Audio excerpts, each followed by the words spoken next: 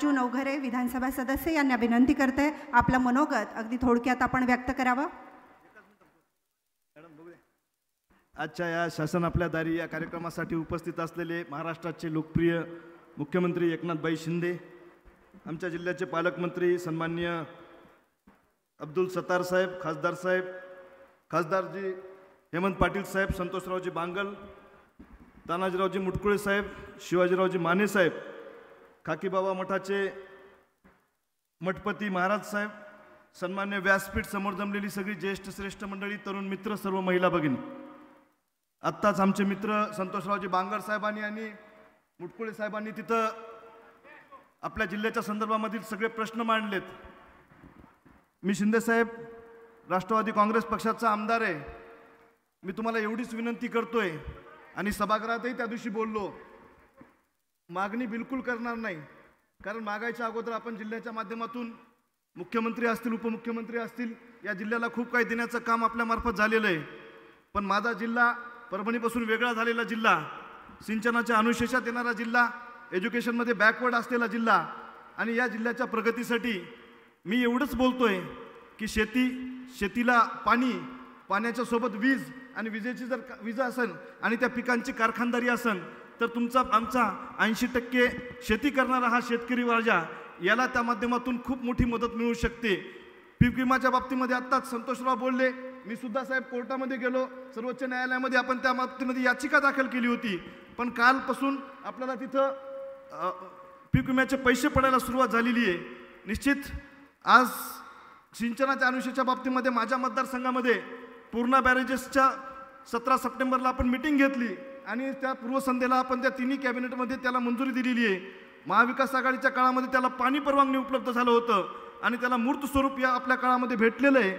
मी आपणास एवढी विनंती करतोय की हा जिल्हा सिंचनाच्या अनुशेषामध्ये येतो.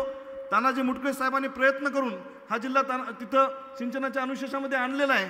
ज्यानं जे काम केलं त्याला ते क्रेडिट देण्याचं काम लोकसुद्धा करत असतात आणि लोकप्रतिनिधी म्हणून सुद्धा आपण स्वच्छ वागलं पाहिजे. त्याच पद्धतीनं माझ्या इथं पूर्णा बॅरेजेसच्या माध्यमातून मागच्या 4.5 वर्षामध्ये आम्ही मेहनत करून ते तिन्ही बॅरेजेस मंजूर झालेत. माझ्या विभागामध्ये केळी पाझर तलाव आणि त्यानंतर शिरड शहापूर या विभागामध्ये कोरडवाहू पट्टा आहे, तिथं सुद्धा पाण्याची व्यवस्था झाली पाहिजे. आणि अत्यंत महत्त्वाचं मुख्यमंत्री साहेब, मी तुम्हाला एक विनंती करतोय की ज्या मराठा समाजातील मुलांना काल अधिवेशनामध्ये मी बोललो की जे तरुण मुलं होते 12वी फर्स्ट इयर ग्रॅज्युएट झालेले, त्या मुलावर सगळ्यात जास्त हिंगोली जिल्ह्यामध्ये गुन्हे दाखल झालेले आहेत. हे मुलं निरपराध मुलं आहेत. फक्त तिथं त्यांनी काय केलं तर निवेदन दिलं शासनाला आणि ते निवेदन देऊन त्यांनी तिथं रास्ता रोको केलाय.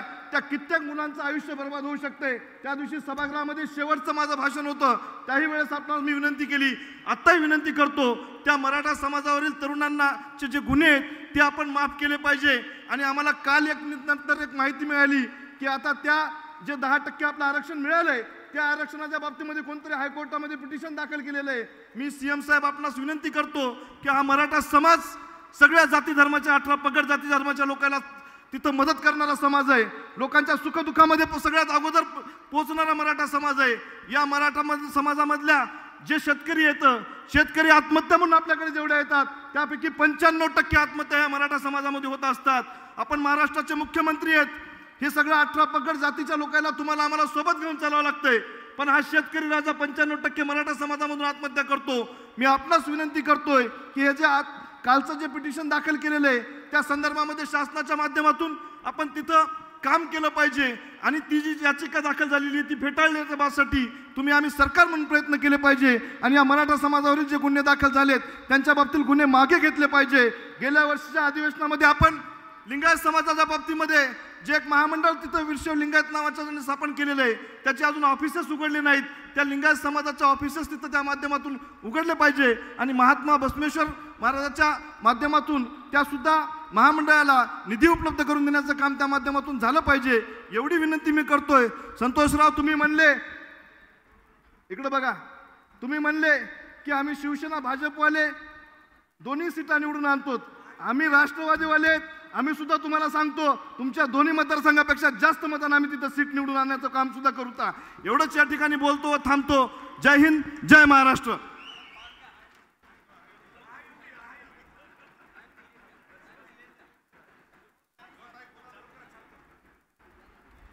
खूप खूप धन्यवाद साहेब. हिंगोलीकरांनो, आपण सर्वजण मुख्यमंत्री